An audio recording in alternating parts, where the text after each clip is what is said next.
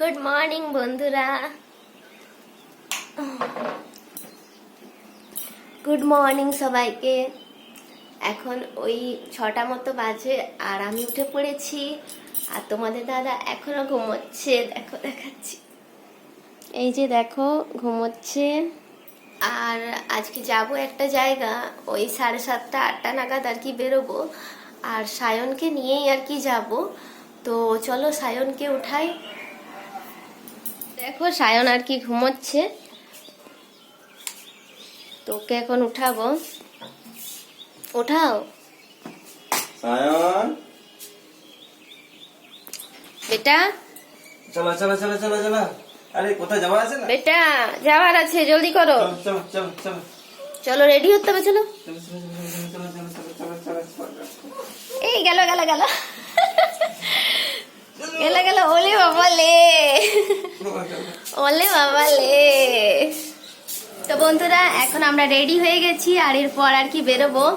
আর এখন ওই 8টা মতো বাজে, আর এখনই আর কি বেরিয়ে যাব। আর এদিকে সায়ন আর তোমাদের দাদাও আর কি রেডি। দেখো আজকে এই যাওয়াটা পুরোপুরি সায়নের জন্য।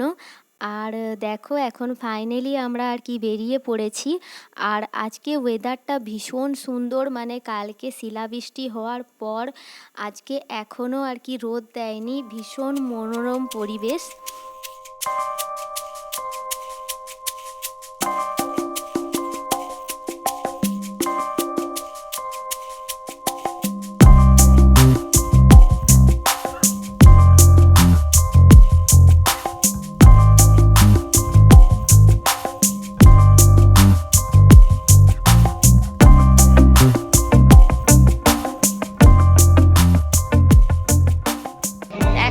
চলে এসেছি আর প্রোগ্রাম অলরেডি শুরু হয়ে গেছে। চলো ভিতরে যাওয়া যাক।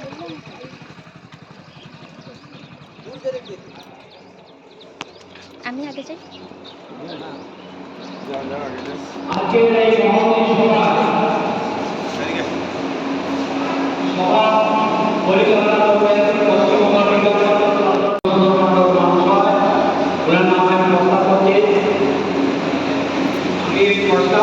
সমর্পণ করছি। মাননীয় সংশোধন মন্ডল মহাশয়কে আসন অলঙ্কৃত করার জন্য অনুরোধ জানাই।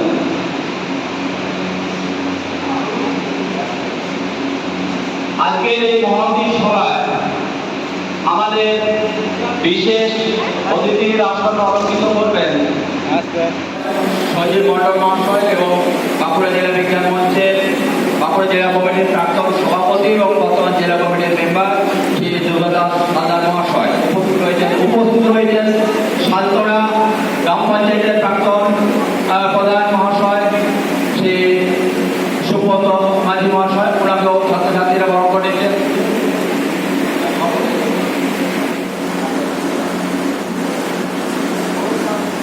পুরস্কারগুলি সালতোড়া গ্রাম পঞ্চায়েতের প্রাক্তন প্রধান মহাশয় সুব্রত মাঝি মহাশয়কে তুলে দেওয়ার জন্য অনুরোধ জানাচ্ছি।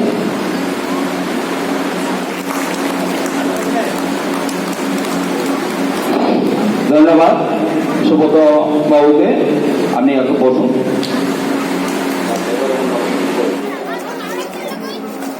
বন্ধুরা এখন পুরস্কার বিতরণ শেষ, আর আমরা এই যে বাইরে থেকে যাচ্ছি। বাড়ি চলে এসেছি, আর বাড়ি এসে না স্নান করে ফ্রেশ হয়ে নিয়েছি। আর তোমরা তো দেখতেই পেলে যে সায়ন ওখানে পুরস্কার নিচ্ছে। তো কিসের পুরস্কার তোমাদেরকে পরিষ্কার করে বলে দিই।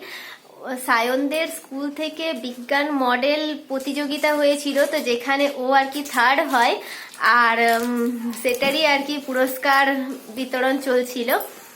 তো ট্রফিটা একটু তোমাদের ক্লোজ থেকে আর কি দেখিয়ে দিই। তো দেখো এখানে আর কি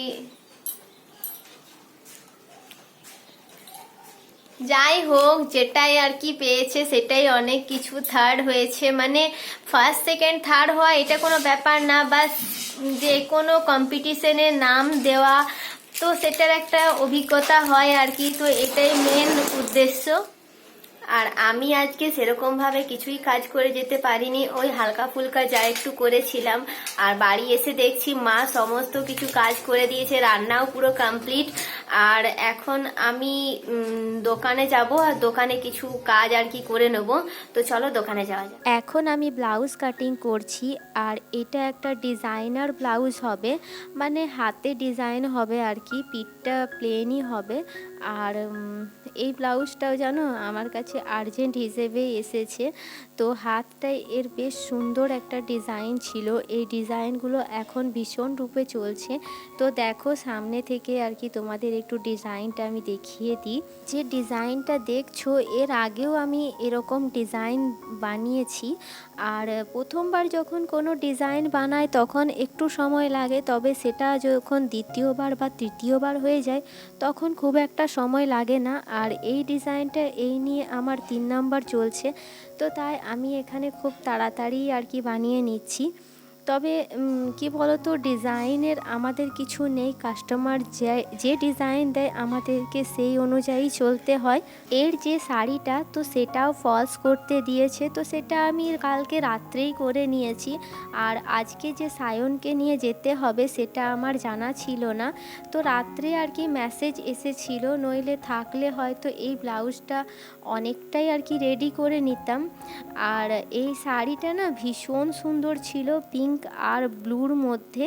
এই ধরনের 2 কালারের শাড়ি হলে আমি এরকম হাতে করে বোতাম তৈরি করে আর কি বসিয়ে দিই, তাহলে দেখতে না ভীষণ সুন্দর লাগে।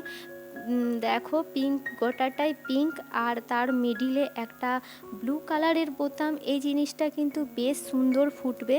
তো বোতামটা রেডি করে নিয়েছি, আর দেখো কি সুন্দর লাগছে না। তো এখন এটাকে আর কি হাতে করেই সেলাই করে নেব। আর যদি এরকম ধরো 2 কালারের শাড়ি না হয়, 1 কালারের শাড়ি হয়, তো তখন রেডিমেড যে বোতামগুলো পাওয়া যায় ডিজাইনার বোতাম, সেগুলো বসিয়ে দিই, তো তাহলেই আর কি হয়ে যায়। আর দেখো হাতটাও এখন আমি সেলাই করে নিচ্ছি। আজকে ভাবছি এই ব্লাউজটা মানে আমি এখনই কমপ্লিট করব। আর দোকানটা এখন বন্ধ করে দিয়েছি, যেহেতু দুপুরবেলা আশেপাশের সমস্ত দোকান আর কি বন্ধ হয়ে গেছে, তো ভাবলাম যে দোকানটা বন্ধ করেই আর কি ভেতরে ভেতরে কাজটা করি। তো দেখো ব্লাউজটা আমি অনেকটাই রেডি করে ফেলেছি, আর ব্লাউজটার ফাইনাল লুকটা তোমাদের সঙ্গে শেয়ার করে আমি এখানেই আর কি ভিডিওটা শেষ করব। তো দেখো এখন আমার একেবারে রেডি ব্লাউজ। তো একটু পেছন দিকটাও আর কি ঘুরিয়ে দেখিয়ে দিলাম, আর হাতের ডিজাইনটা তোমাদের একটু ক্লোজ থেকে দেখিয়ে দিচ্ছি। তো দেখো কেমন হয়েছে আমাকে কমেন্টের মাধ্যমে জানাবে।